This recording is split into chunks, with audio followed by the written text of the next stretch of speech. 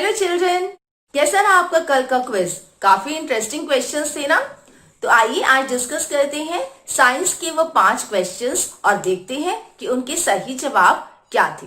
और हमारा पहला सवाल है, निम्न में से कौन सी क्रिया जल चक्र का हिस्सा नहीं है?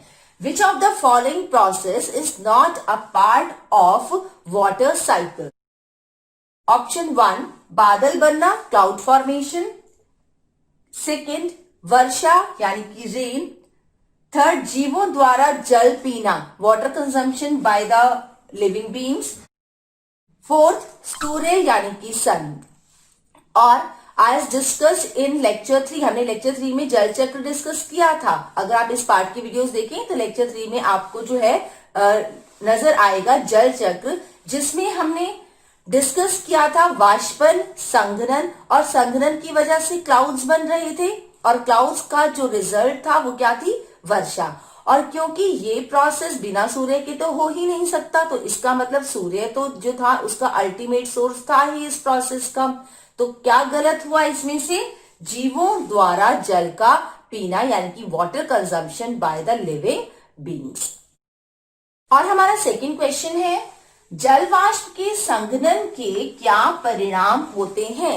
What are the results of condensation of water vapors? And the options are, पहला वर्षा यानी कि रेन, दूसरा बर्फबारी यानी कि स्नोफॉल, तीसरा ओले यानी कि हेल स्टोन्स, और चौथा जल कणिकाएं। तो इसका करेक्ट आंसर क्या होगा? एज डिस्कस्ड इन लेक्चर 3, हमने लेक्चर 3 में डिस्कस किया था कि जल वाष्प जब ऊपर उठते हैं, वहां पर जब टेम्परेचर कम हो जाता है तो वो जल वाष्प छोटी छोटी बूंदों में बदल जाते हैं, जिन्हें हम जल कणिकाएं कहते हैं। इसलिए आपका सही जवाब है ऑप्शन घ, जल कणिका।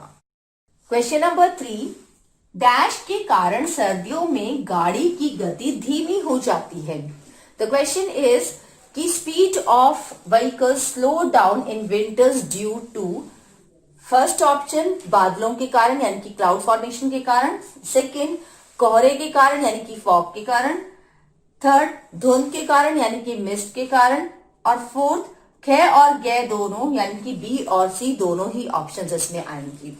किसके कारण सर्दियों में गाड़ी की गति धीमी हो जाती है? आप सभी ने एक्सपीरियंस किया होगा कि सर्दियों के अंदर धुंध और कोहरा जो है हमें दिखाई देता है, जिसके कारण हमें व्हीकल चलाते हुए, कुछ भी ड्राइव करते हुए बहुत ही परेशानी का सामना करना पड़ता है। इसके बादलों से तो आपको पता है इसका कोई रिलेशन है ही नहीं। करेक्ट आंसर इज कोहरे और धुंध दोनों। अब आप ये सोचेंगे इनमें डिफरेंस क्या है?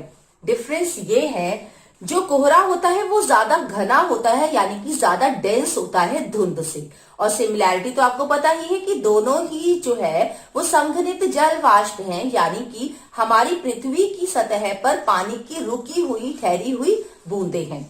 इसलिए हमारा सही आंसर होगा घ, यानी कि ख और ग दोनों, कोहरे और धुंध दोनों ही ऐसे फैक्टर्स हैं जो स्लो डाउन कर देते हैं गाड़ियों की गति को। क्वेश्चन नंबर 4, संघनन के विपरीत कौन सी प्रक्रिया होती है? यानी कि which process is just opposite to condensation? As we have discuss in lecture 3, हमने लेक्चर 3 में डिस्कस किया था कि संघनन क्या है और वाष्पन क्या है। पहले सोचिए कि संघनन क्या है। संघनन है वाष्पन में जो वाटर वेपर्स बने उसका ठंडे होकर जल की बूंदों में, जल कणिकाओं में बदल जाना। तो संघनन की अपोजिट क्या होगा? वर्षा तो संघनन का रिजल्ट है। वाष्पन, हिम यानी कि आपकी जो स्नोफॉल होती है वो भी जो है वो संघनन का ही रिजल्ट है। और भौमजल भी, जो बारिश का पानी आया वो स्टोर हो गया जमीन के अंदर, उसे हम भौमजल कहते हैं। तो संघनन का अपोजिट है वाष्पन, क्योंकि संघनन में क्या होता है, जो जल के वाष्प हैं वो बूंदों में बदलते हैं, जल कणिकाओं में बदलते हैं, लेकिन वाष्पन में जो जल है वो आपका वाष्प में बदलता है। इसलिए संघनन और वाष्पन एक दूसरे के अपोजिट हैं, यानी कि हमारा सही उत्तर है वाष्पन यानी कि इवैपोरेशन। हमारा प्रश्न 5 है, जल का शुद्धतम रूप कौन सा है, यानी which is the purest form of water. बच्चों, हमने एक्टिविटी 2 में देखा था कि जो हमारे जब जल वाष्प बनते हैं तो वो सिर्फ पानी की बूंदों को अपने साथ ऊपर लेके जाते हैं।